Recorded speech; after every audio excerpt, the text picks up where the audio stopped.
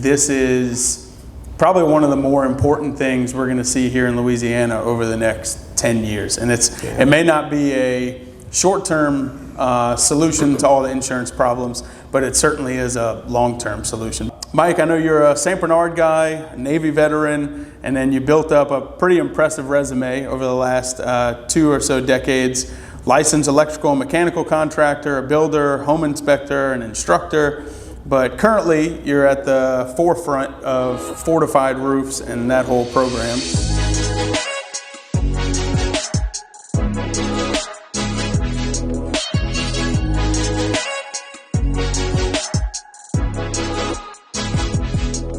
Before we get into the Fortified Roof stuff, what's a lesson that you learned that you wished you'd learned earlier in life or in business? I would say delegating authority. Because when you're starting out, you want to start off, by yourself, and you don't have any help. Now you look for help, but you don't get any help. So you're taking on the marketing by yourself, you're taking on phone calls, you're taking on the service, you're taking on the job itself. And what happens is you just get overwhelmed, and eventually you wind up getting burned out. So you got to get your goals together, and I know it's very important. You really do got to get your goals together. And then if I'd have known this earlier, I would have had my wife quit work or hired a secretary right away just to keep the business going. Well, it took a few years for me to pick up on I'm exhausted. I had no time to myself. It's 18, 20 hours a day, and it was tough. So I would definitely make sure you have the funds or the financing available to have a key person in there, that can help you. Yeah, I think that's something that all of us struggle with, is letting go, especially when it's your business, your baby, right? It's hard to let go. How do you know what to let go of and what's something that you need to keep? How do you determine what can be delegated versus has to be you doing it? Well, I never forget when I first came into the state license contracting board. There was a lady up there who was administering a test, and we already took the business and law exam, and now it was time to take the trade test. So one of the plumbers in the back, he's like, I'm the best plumber out here. I ain't gonna have no problem. He says, I'm telling you, honey, you're gonna have a problem. And what it is, it's not that the business fails because you don't know how to do your job. If it's a trade or a profession or whatever you're in, it's not that you don't know how to do the job. It what comes with the business. Yeah. And I think that's key. I see my, other people I know who have businesses, and they struggle with keeping a CPA, keeping a secretary, filing their fees, taking care of the state, the federal. I've had employees that the state sent me a letter, and all of a sudden they told me, yeah, you're gonna have to withdraw $300 for child support. And then my employee gets a low check, and he's like, hey Mike, what's going on, man? It's like, dude, the state found you. And then can you pay me cash? And I'm like, no, I can't do that. And he left. But he was a good employee. But it was unfortunate, because so there's a lot to go into the business. Too much red tape. Yeah, and I think a lot of people will reach a certain level of success. I usually pick on plumbers, right? Because I see it a lot with plumbers, but they'll get to a certain level of success by being a really, really good plumber. But a lot of times for those folks, it's hard for them to take the plumber hat off and put the business owner or CEO or leader hat on. And I think that's a hard transition for a lot of small business owners and entrepreneurs. Yeah, definitely. I did side jobs. I mean, I had a license at the time with Jefferson Parish when I was working for them, and I knew a lot of people in Jefferson Parish, and I did work for them. Yeah. And I finally left the parish, and I started doing work for them again. But this time, it was like, how much? I'm like, dude, I got a van, I got insurance, I got taxes. I'm still making $20 an hour, but I gotta charge you $100 just to cover all the other fees, So it was tough. Absolutely. And I lost a lot of business that way too. Yeah, love it. So we talked about 2 decades of experience. I think that puts you in the black belt category of construction or running a business. being a black belt, so to speak, what advice would you give to the person just starting a business? And it could be in a trade or construction, or it could be any other business, right? But what advice would you give to the person just starting out, the white belt in the room? Well, I thought about that. I would say before you make any decision in starting a business, if you have a family, let your family know you're not going to have much time. Make sure they're on board with you. Okay, I'm older now. I'm slowing down. I don't have 15 employees no more. I'm not running 10 vans. I'm getting ready to retire in about 5 more years. I'm lowering it down some, you know. But I'm telling you, it's a lot of work. It's enjoyable, okay? But even like if I went on a cruise, when I come back, it's just overwhelming because everybody's calling the whole time, and I'm emailing, my wife's emailing, I'm texting, and I'm talking, and it just goes on and on. So I would definitely, if you have family, make sure they know you're getting ready to jump into the fire, okay? Because it's going to take a lot of time. I mean, even my nephew, he did an internship with Global Finance, and he says, Uncle Mike, he said, I'm telling you, I'm working 24 hours a day. I don't even come home. They pick me up in a limousine and let me take a shower and then bring me back. And he did that for 4 years. So it's tough. I would say the second thing is to set goals. Set long goals, set short goals. Yeah. And make those goals reasonable. You know, don't say, oh, I'm gonna get me this tomorrow. I mean, be reasonable about your goals, you know? And there's a lot of marketing, you know, because a lot of people used to ask me in the home inspection when I used to teach at Donaldson, you know, it's like, hey man, I got the home inspection stuff down, I know what to do. How do you market? I say, well, at the time, you used to go knock on doors, you bring gifts to agents and so on and so forth. It's a little different now. I mean, Zillow's involved, you know, Realtor and some other things. But you got to have the financing too. You got to know what you're doing, you know, and then you got to find out what your competition's doing. What can you do, or what can you offer your customer that these guys aren't offering? You know, if you open up an auto mechanic shop, or if you open up a doctor's office, you got 10 of them. You know, what can you do better than that they're doing? You know, so you got to look at that competition. You know, because that's gonna bite you in the butt. You know, says, well, they say, you know, 4 tires for $199. Well, what can you do? You know, look, a friend of mine, he runs crawfish. You know, Holland Tails, and he told me, he said, Mike, crawfish like $13.99 a pound. He said, I may have to order from Egypt, you know, get the crawfish in.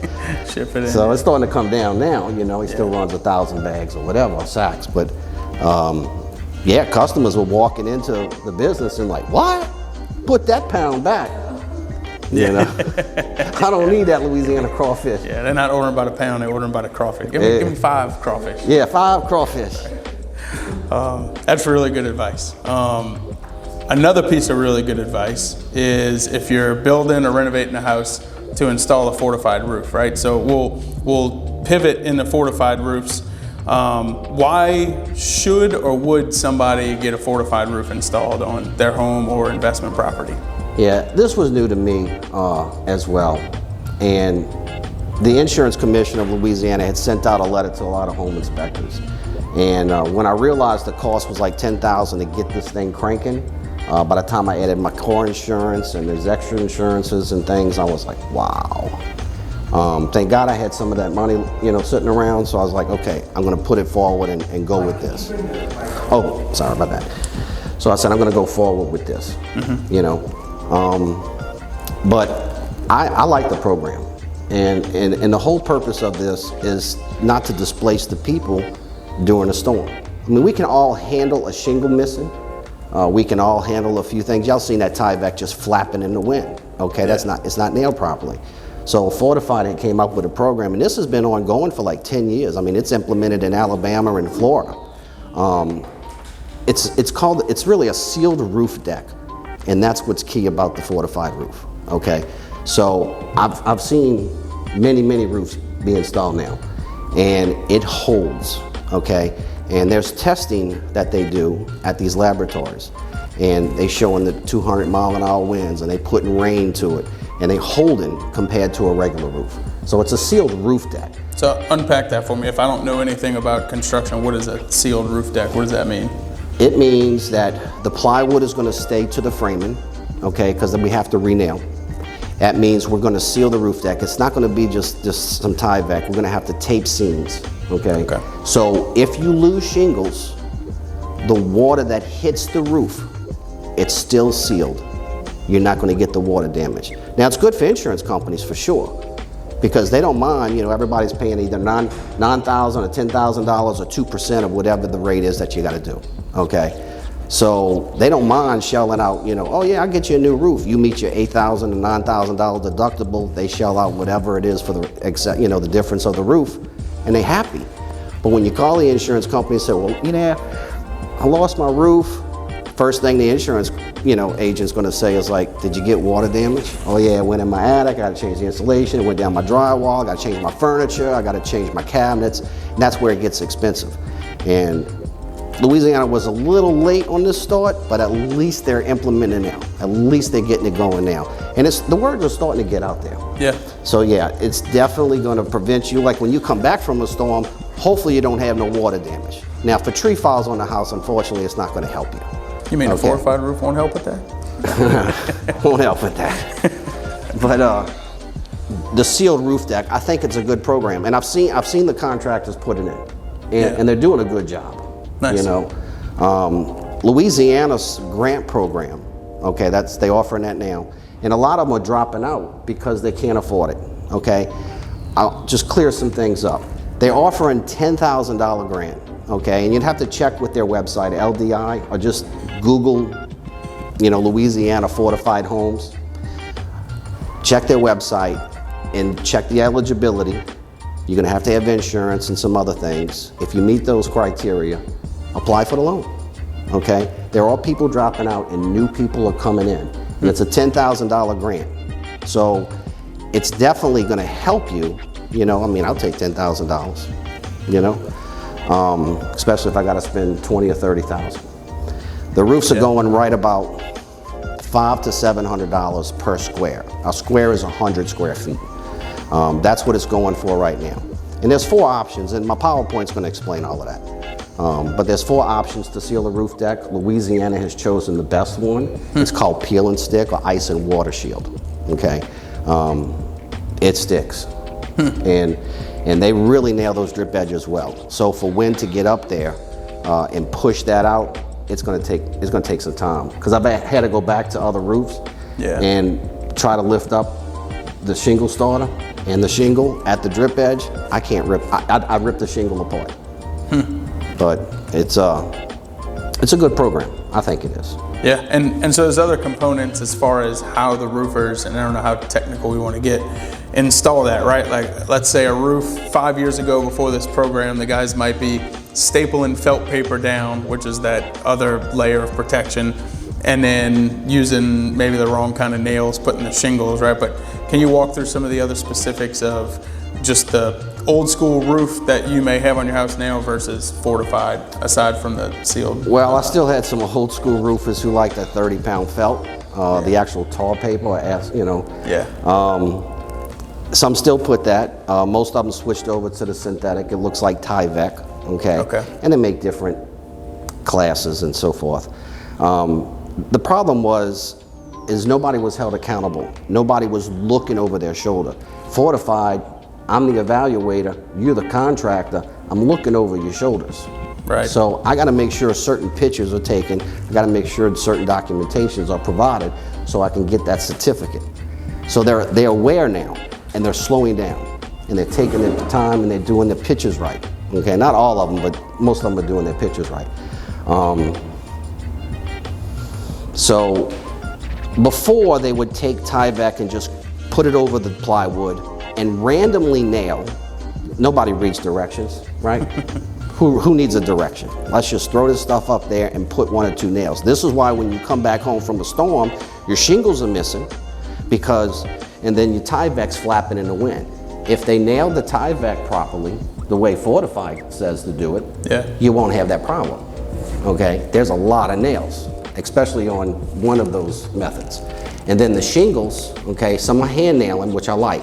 and some are shooting with the guns. Now, as long as they got that air pressure set right, they're not shooting through the shingle, and then if its air pressure is too low, the nail doesn't go through the shingle, it goes too high, or if they shoot crooked.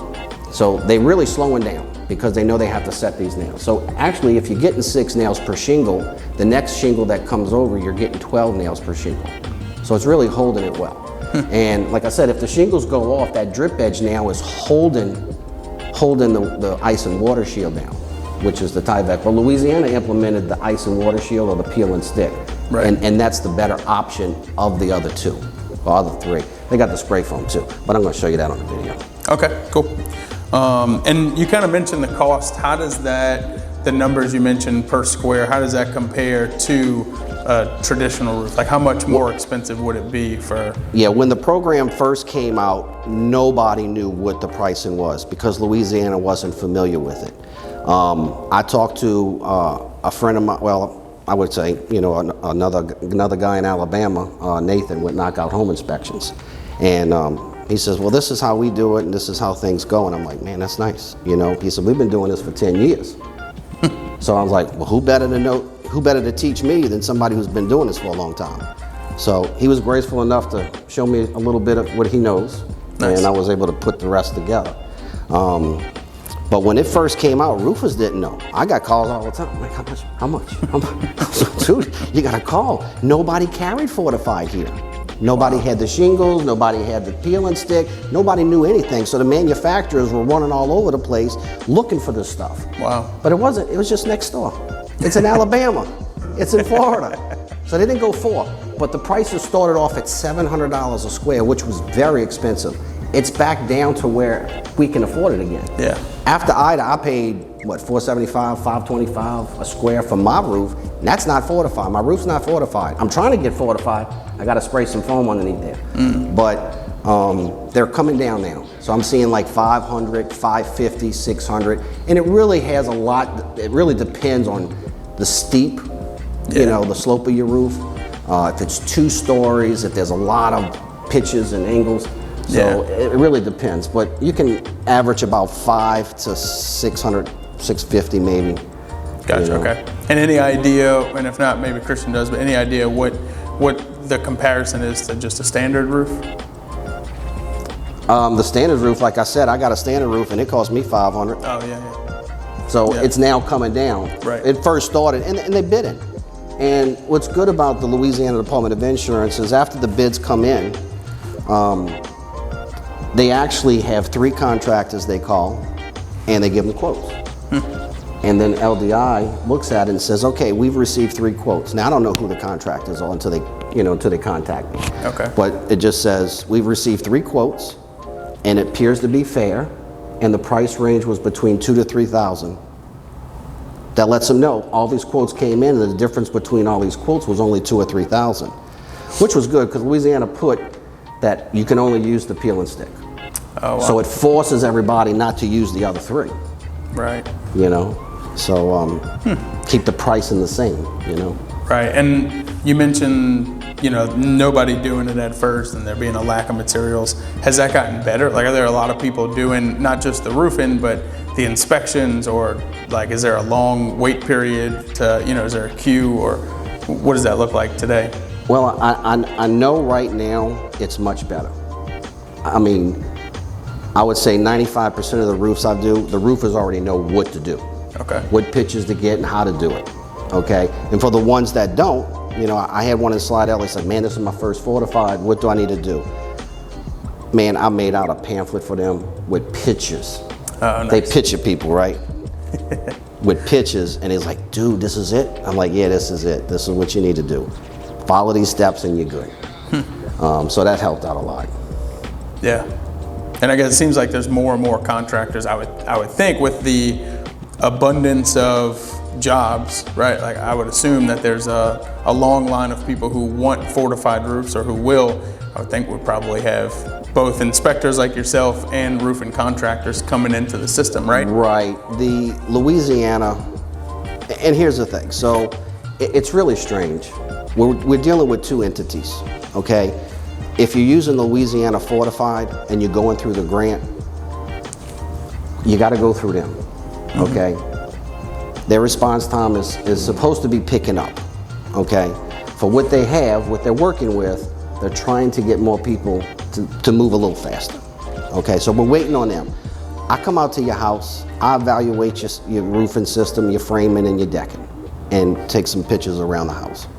I want to make sure that you qualify, and if there is something that's wrong or that may hinder you from qualifying, I mean, I can fortify any roof. It's just a matter of how much money. You know, if you got solar panels on there, that's going to hinder this inspection. But we take the panels off, but that's more money. So that's where it comes to. It comes to the money thing, well, just like anything. But I can fortify just about any roof. Okay, I mean, there's a few where you can't, but sure, most of the time I can. They're getting better.